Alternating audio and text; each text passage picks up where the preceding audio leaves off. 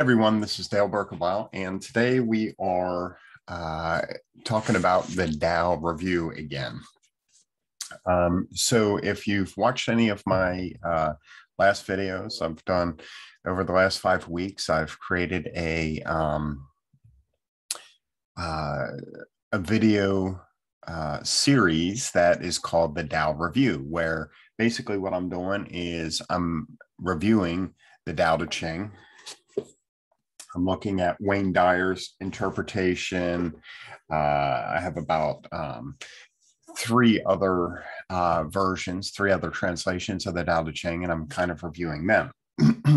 Now, for those of you that don't know, my name is Dale Berkebile. I'm doing this for my Hellagood Life brand, which is basically a platform that I'm using to help others live their most fulfilling and rewarding lives. And my purpose in life is to challenge people to become innovative leaders so that we can change the world together. And so because you're here, because you're watching this, I hope that you're looking to change the world for the better. I hope that you are looking to be an innovative leader and going to be a part of the movement that does that. Now, why the Tao Te Ching? Honestly, the Tao Te Ching is something that when I found, I was in a dark place. And so it helped me break free of the depression that I had at the time. It was one of the things that helped me move to a better place. Now, was the Tao alone the only thing that moved me there? Not at all. And it's interesting. This chapter is called, Wayne Dyer calls it living creatively. And in all honesty, I had to find ways to live creatively. So anyhow, what I'm going to do is I'm going to go ahead and read the verse. Today's verse is actually verse 6. And as I mentioned before, this is a series and I do 1 verse a week and kind of discuss it and give you some thoughts and share some thoughts of authors like Wayne Dyer. So here is the 6th verse. The spirit that never dies is called the mysterious feminine. Although she becomes the whole universe, her immaculate purity is never lost. Although she assumes countless forms, her true identity remains intact. The gateway to the mysterious female is called the root of creation. Listen to her voice. Hear it echo through creation. Without fail, she reveals her purpose. Without fail, she brings us to our own perfection. Although it is invisible, it endures. It will never end. Okay, and so one of the things that I will talk about related to the Tao is that, some of the verses are a little more cerebral maybe, or kind of take some deep pondering to grasp the meaning behind them or behind that verse. To me, when I read this verse, and I've read it in 4 different translations, it's hard for me to decipher exactly what this verse means. But here's the thing. This is why taking time to sit with each verse is so important, because the next one sort of feeds the last, or, kind of builds on the next maybe. And so other verses may give us some enlightenment on what this verse is. And here's the other piece. Every verse doesn't have to be perfect for you. It can be something that, okay, I'm not ready for that yet. I'm going to move on. But here's what I like about what Wayne Dyer has to say about this. He looks at it as living creatively. And I have a few notes highlighted that I'll share with you related to Wayne's thoughts. The never dying formative energy is both our heritage and our destiny, functioning whether we're conscious of it or not. So I like the idea of our heritage and our destiny. And it does say in the verse that it's never ending. And so you can use it.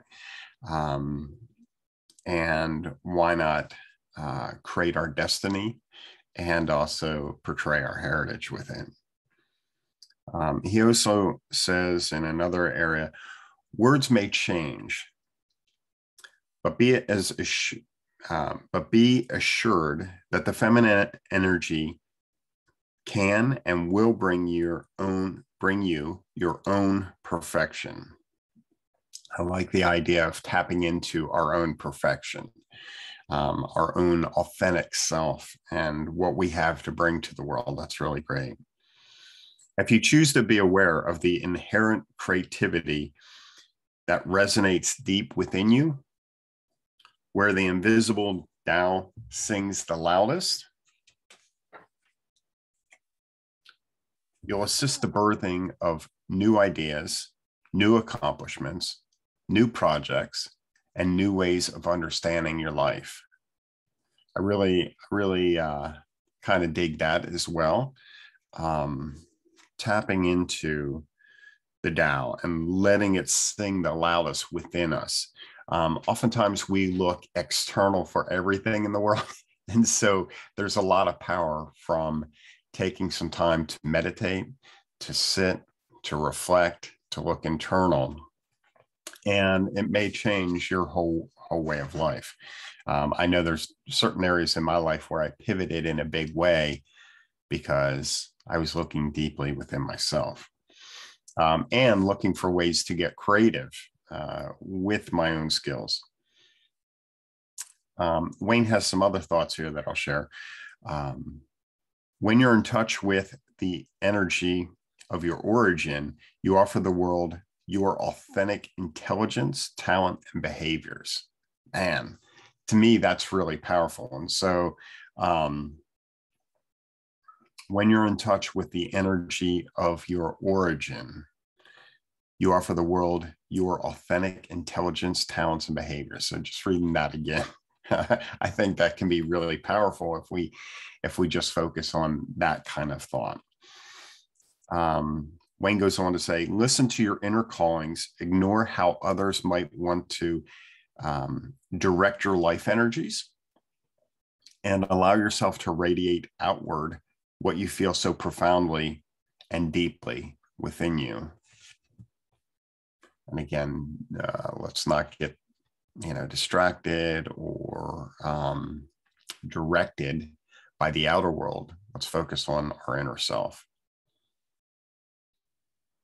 Whatever you feel compelled to do, be it write music, design software, do floral arrangements, clean teeth, or drive a taxi, do it with your unique flair. Being creative means trusting your inner calling, ignore criticism or judgment, and releasing resistance to your natural talents. And, I think one of the things that's interesting about Wayne's thoughts on this is he's actually really sort of pushing the concept of creativity, and that this verse is related to creating your authentic self. And that's pretty cool. I mean, we always need support to be more creative. And sometimes we get too much in our head, or we hear too many critics judging, and not enough support to push us to be more creative. And so that can be quite a challenge in life. And I think it's super important to be very creative. When I read the verse, a couple things that I think about is Mother Nature. When he's talking about the feminine and, unexhaustible nature of this feminine energy, it makes me think of Mother Nature. And Mother Nature is around everywhere. It also makes me think of a woman's womb, as the creator of life. A woman creates life. And so it's an ongoing process that the feminine is really needed in order to, continue life, or, we'd sort of die without it. So it's kind of important. The other thing that I think is interesting, as I mentioned, based on Wayne's thoughts, is the endlessness of creativity. Creativity is an ongoing, endless thing. And so we just need to get out there and do whatever we do. The other piece that I like that Wayne talked about in that last piece was add your own unique creative flair to whatever you do. Now, that could be driving a taxi was one example that he shared. When we think of creativity, we don't often think about driving a taxi as something that's very creative. But how can you be creative by driving that taxi? I think we can be creative in anything we do. We can be creative in how we brush our teeth, or how we do the dishes, or, whatever. We can find interesting and creative ways to do us, to do you, right? And make things unique. And I think that's the spice of life. And I think that actually makes people interesting, is doing whatever they do really well. Now, the funny thing about this is Wayne also talks about a thought on watching a child.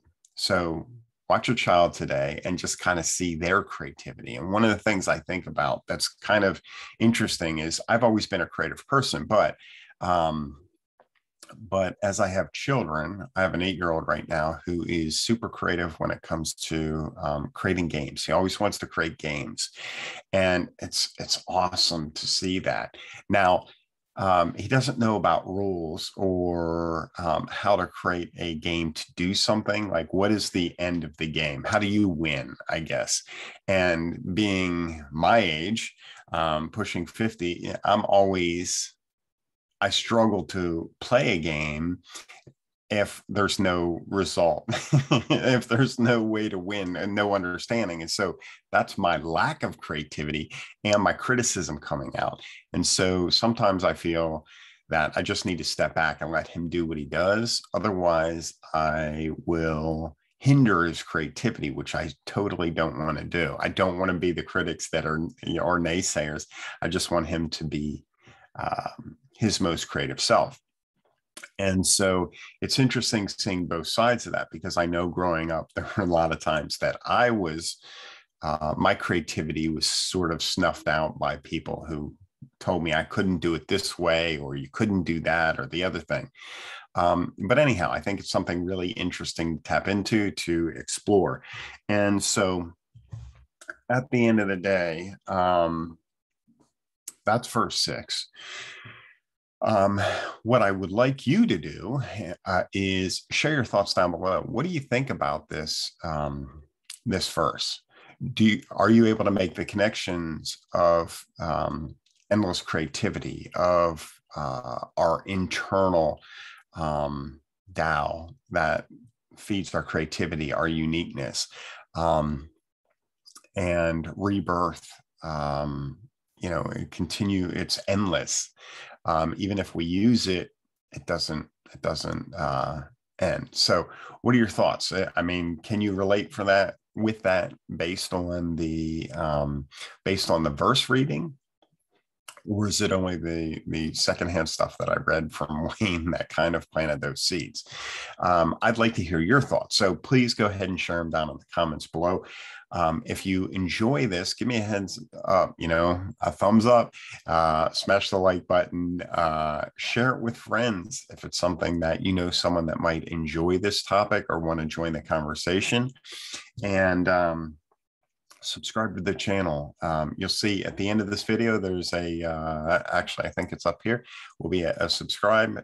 And over here will be another video that will have something related to your likes. So check out the other videos, but also subscribe. And thank you so much for watching. We'll see you next week when we talk about verse 7. And you have a great day. Peace, love, and respect to you, my friends. Take care.